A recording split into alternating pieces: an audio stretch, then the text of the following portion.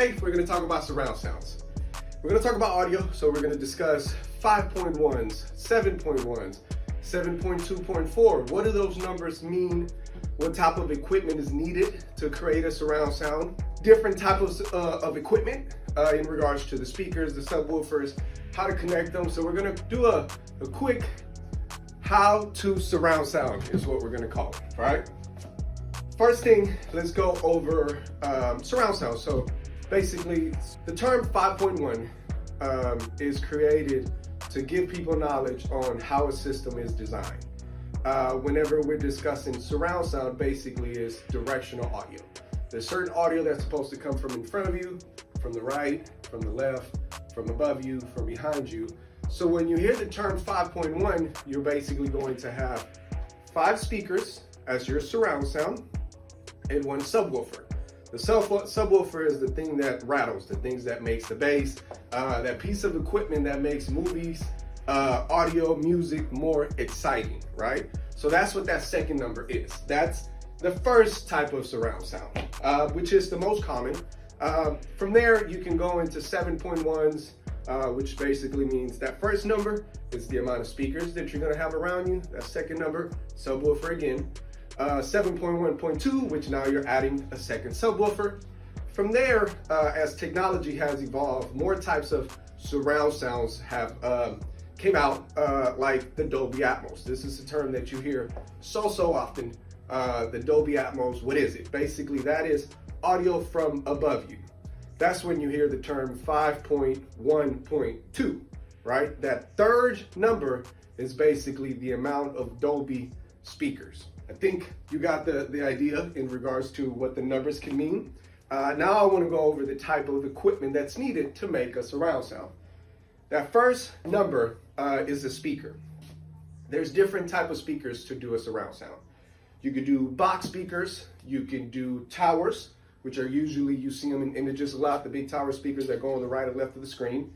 As technology has evolved, these are basically the most common and aesthetically looking pieces of equipment that you can put in a surround sound, which are in-wall, in-ceiling speaker. This is a speaker that's meant to go flush against the wall, whether it's in the ceiling or on the wall.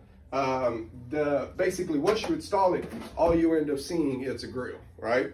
There is circular grills, square grills, rectangular grills. A little side note, just a little knowledge.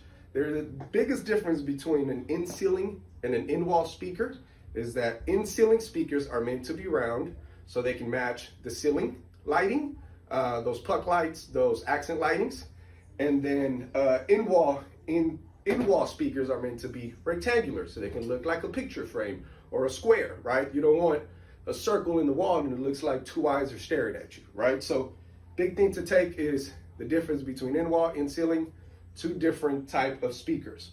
From there, we're going to go into the point 1. The point 1 is a subwoofer. That's what's going to add the bass.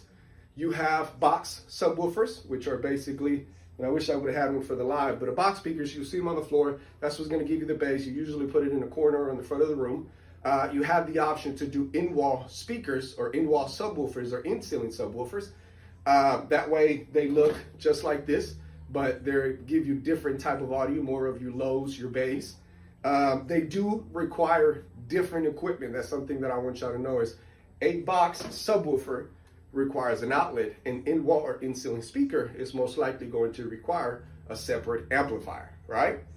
The last number, the Dolby's Atmos, those usually you want to put in-ceiling speakers, but there is different type of technology to where you could put a power speaker on the top of your fronts and they'll shoot it directionally into the ceiling and it's meant to come back down. So, you know, directional audio, that's where that point 3 comes from. Different ways to approach it. Not all surround sounds are the same. Different homes, different lifestyles, different budgets require different type of speakers. From there, we're gonna go into what actually makes everything happen. The AVR, audio video receiver.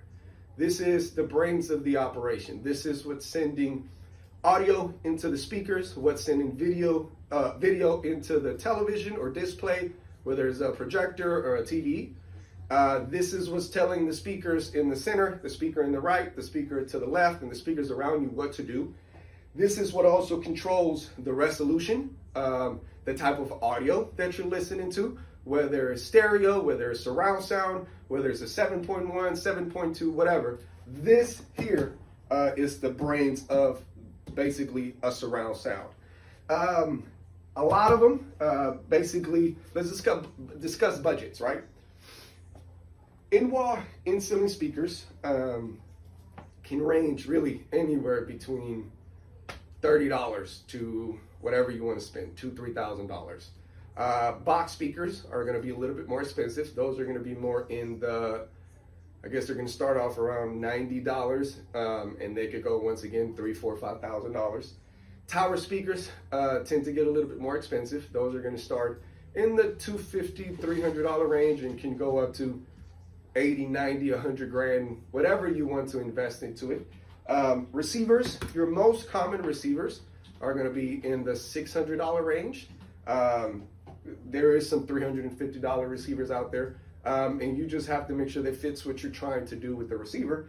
But the most, I would say, the sweet spot for receivers is going to be in the $700 range because it gives you more features. It also future-proofs. One of the things to keep in mind when you're purchasing an AVR is, okay, what other things do I plan on doing in the future?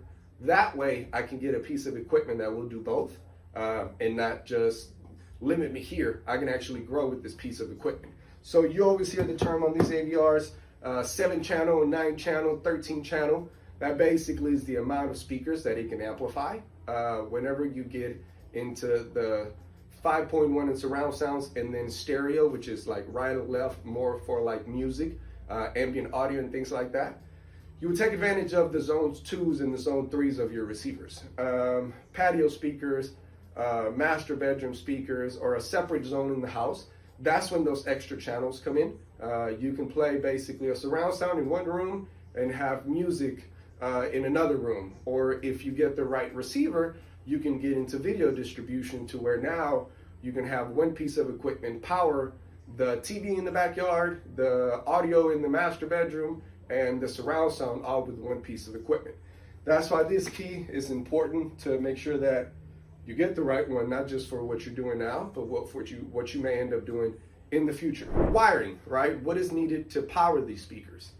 Depending on the size of the speaker is going to require a different size of cable, right?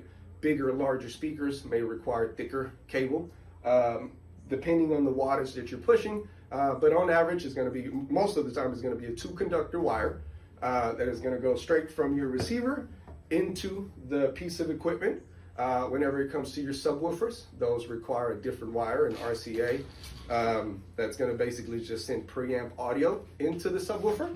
But that's how you wire these pieces of equipment. From there, I'm going to give you a quick rundown on how you make all of this information that I gave you come together into a surround sound. You're going to wire this piece of equipment into your speakers. You're going to feed it information, your actual sources, your cable box, your Roku, your computer, whatever it is that you want to display or listen to. And then this via HDMI is going to send it into your television or your projector. You can plug in multiple things into your AVR. All of your streaming devices, Roku, Apple TV, all those things are going to be plugged into this. Your cable boxes, if you have multiple cable boxes, your game consoles, your Xbox, your PlayStation, those pieces of equipment are going to be connected to this. And then from here, it's going to go and do what it needs to do. Another thing to consider is how many sources you're going to be plugging into this piece of equipment when you're purchasing it, because some of those entry-level $300, $400 may only have 4 different inputs. And if you have, I don't know, 6 consoles, you won't even be able to use it. I hope that I brought knowledge to you today. I hope that you get something out of the time that we spent together. We are here to add value. We are here to help, whether it's with questions, whether it's with products, whether it's with installations. So allow us to help. Thank y'all on this beautiful, what's today, Thursday? On this beautiful Thursday, y'all have a great day.